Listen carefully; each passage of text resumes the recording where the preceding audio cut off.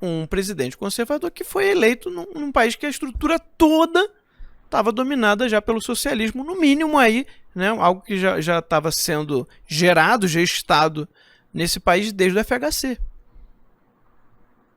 Né? Então, o nosso problema hoje é esse. A gente não consegue, a gente precisava mudar as estruturas para depois chegar ao presidente.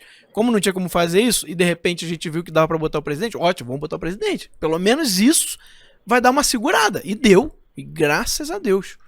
Né? E graças a Deus que conseguimos dar essa segurança. Vocês imagina se tivesse um Haddad presidente.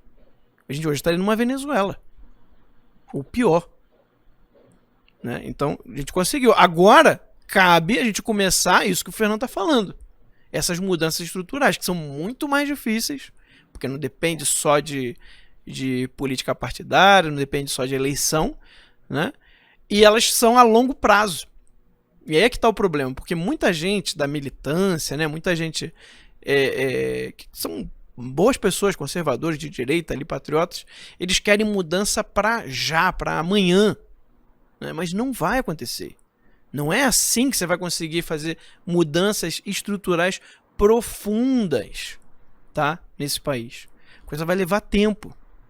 A gente precisa de pessoas ocupando espaços. E para ocupar espaço vai ter que se preparar. Né? Você vai ter que preparar, às vezes, para passar numa prova, para poder assumir algum cargo, você vai ter que estudar anos. Então a coisa não é assim de uma hora para outra. Né? Vocês vejam o exemplo do Donald Trump. Por que a situação do Donald Trump é um pouco melhor que a do Bolsonaro? Porque o Trump, pelo menos, tem o Senado. Se o Trump não tivesse o Senado com ele, ele teria sido impeachmentado. Importante lembrar isso. Tá? Tivemos um processo de impeachment ridículo da oposição, né, da esquerda lá, os democratas, contra o presidente Trump, que agora está até saindo a verdade, e na verdade, né, eles praticaram aquilo que a gente já sabe, né? Acuse-os daquilo que você faz. Né? Na verdade, tudo aquilo que eles estavam acusando o Trump, a campanha da Hillary tinha feito. Com provas, está tudo documentado, isso aí já está estourando lá fora e vai dar problema ainda para eles, provavelmente. Daqui para frente a gente está acompanhando isso aí.